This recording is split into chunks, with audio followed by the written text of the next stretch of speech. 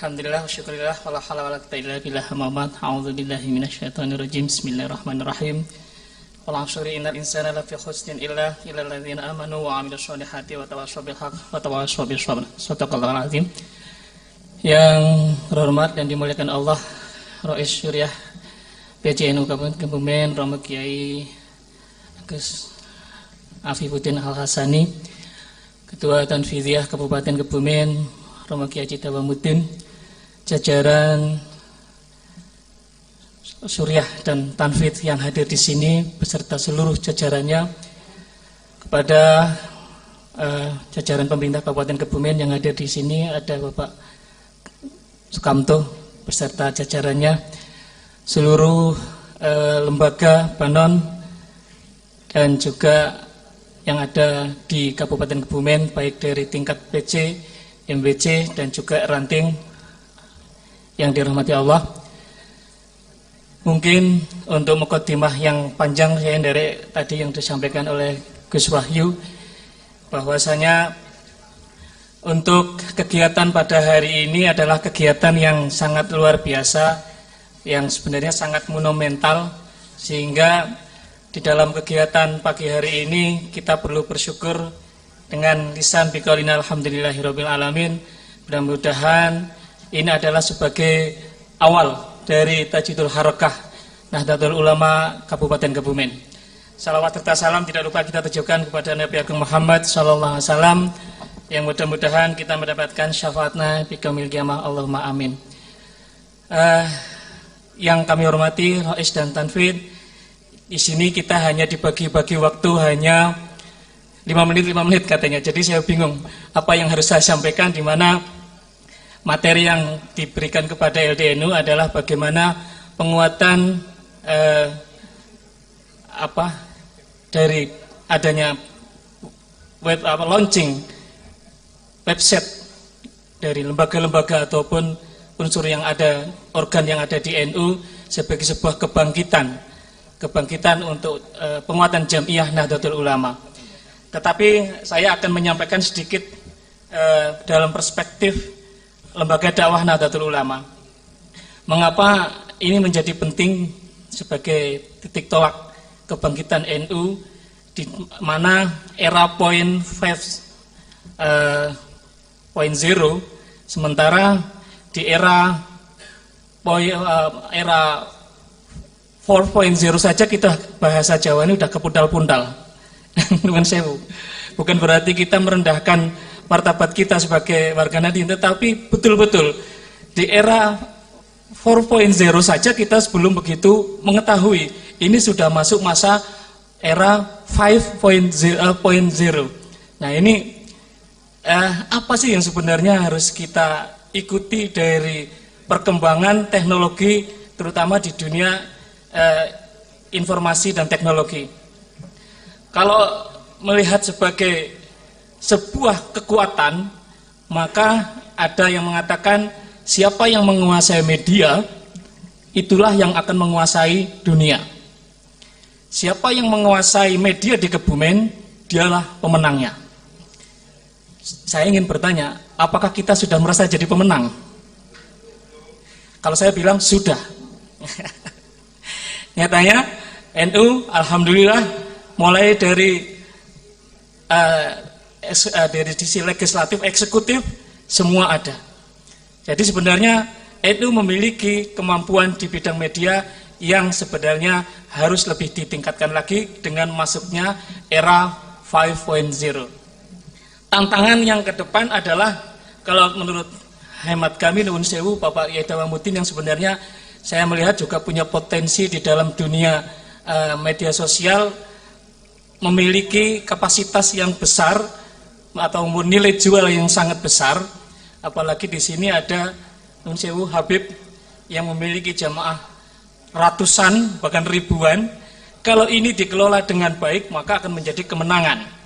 Tetapi masalahnya adalah bahwa yang terjadi ketika, bahwa ini data kami ikuti kemarin ketika mengikuti kegiatan MUI di workshop MUI di provinsi tentang kaitannya seni dan budaya. Ternyata orang Indonesia itu menggunakan atau menghabiskan 3 jam 14 menit untuk mengakses sosial media. Ini data sangat valid karena yang meneliti adalah dari Profesor Rektor Udinus. Jadi tahun 2021 pengguna sosial di Indonesia itu 170 juta dari populasi 274,9 juta.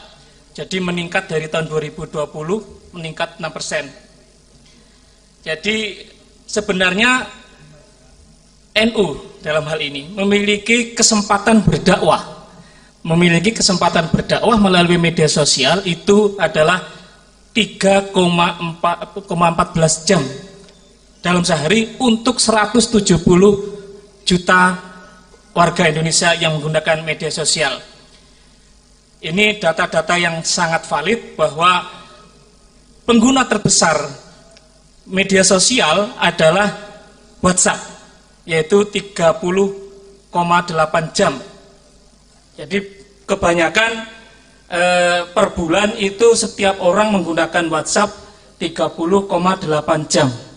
Nah ini luar biasa. Kemudian nomor 2 YouTube, Facebook, Instagram, TikTok, dan Twitter.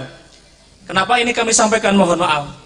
Karena nanti kaitannya bahwa fakta-fakta di lapangan bahwa dakwah yang dilakukan selama ini melalui konten tertinggi yaitu WA dan YouTube itu ternyata bukan diduduki oleh kalangan Nahdien. Di sini Gus Baha yang memperoleh rating tertinggi, ini data dari Profesor Rektor Udinus, itu ternyata di kalangan milenial itu tidak begitu dikenal.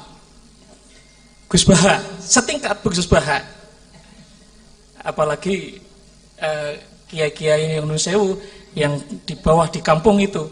Nah ini, di mana Gus Baha sendiri itu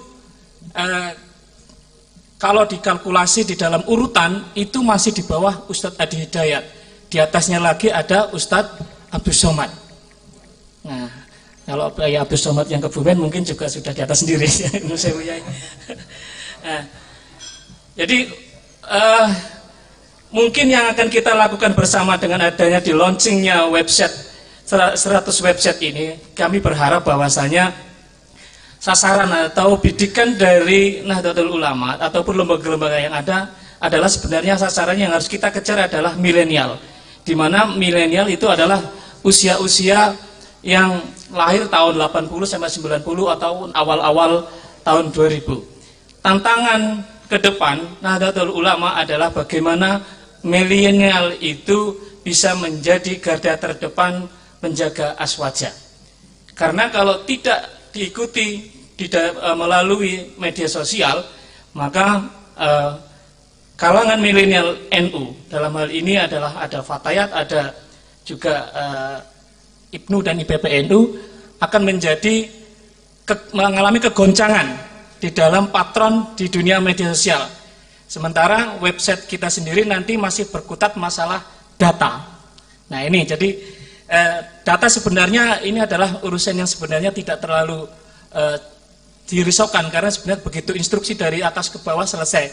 Tetapi dunia maya ini yang terkait dengan media sosial hubungannya dengan penguatan aswaja melalui website ataupun media yang lain, ini yang harus kita perkuat.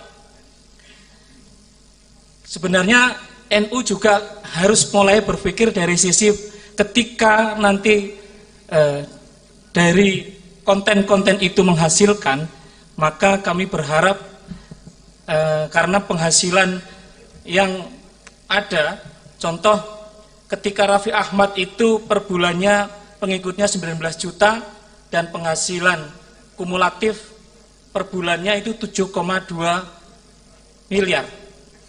Sementara Ustadz Abdus Somad masih 800 juta. Adi Hidayat 600 juta per bulan.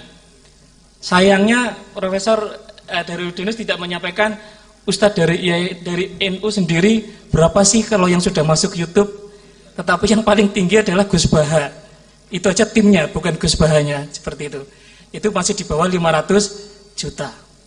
Nah, hal-hal yang semacam ini kami berharap bahwa sangat strategis dakwah melalui media sosial bagi generasi milenial adalah sebagai suatu konsen yang harus menjadi prioritas.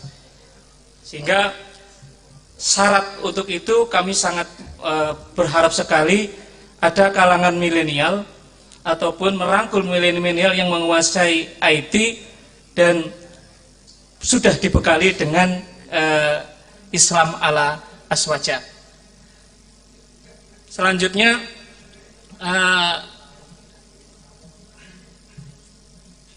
mengapa sih kita harus konsen terutama dakwah kita dalam perspektif lembaga dakwah lebih banyak kepada sosmed. Jadi di dalam sosmed ini sekarang sudah menjadi bagian terpenting di dalam kehidupan. Nggih, buat sadar napa mboten semua romo kiai memegang sosmed. Menjadi kebutuhan di dalam kehidupannya dan sudah menyatu menjadi sendi kehidupan. Nah, inilah yang kami lihat bahwa sisi positif medsos adalah mengirim informasi yang sangat cepat dan penyebarannya serentak dan bisa secepat mungkin informasi itu disampaikan. Tetapi sisi negatifnya bahwa